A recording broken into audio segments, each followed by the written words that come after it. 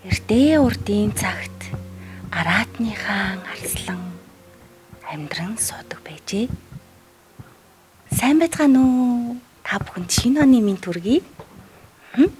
Та бүхнийг степ арена дээр зохиогдож байгаа Сантагийн тосгоноор зочлохыг урьж байна. Хүүхдүүд минь над дээр ирээд та нар богинохон ч гэсэн хугацаанд хамтдаа үлгэрийг уншиж, хамтдаа үлгэрийг сонсож, сайхан цаг хугацааг өнгөрөөхийг урьж байна.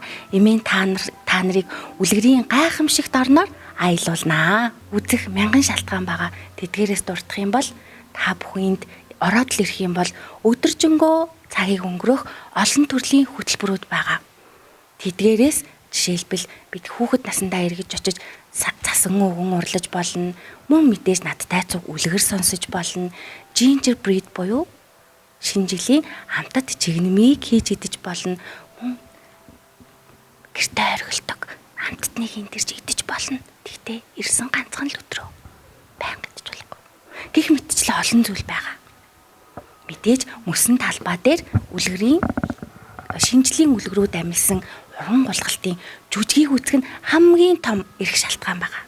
Санта эмээ гэдэг маань яг л бидний Монгол эмээнэр шиг сайхан сэтгэлтэй, хүүхдүүдтэй хайртай үлгэр уншиж цаг гаргадаг, амттан хийж өгдөг яг л тийм л дулаахан хөөрхөн эмээ. Хүүхдүүдээ та нар манай Санта тосгонд ирэх юм бол үүднээсээ ахуулаад бараг л дэлхийн хамгийн том Санта өвөгийн улаан малгайг олж харах болно шүү. Үнэхээр том малгай.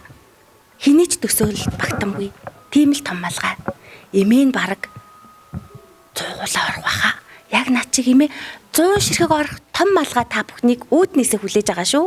Хүүхдүүд минь ирэх ондоо бүгдээрээ хамтдаа аз жаргалтай эрдэм номондоо шамдаад ээж аав ах эгч нартайгаа удаан сайхан цагийг өнгөрөөгөөрэй гэж хүсэн өрөөж байна.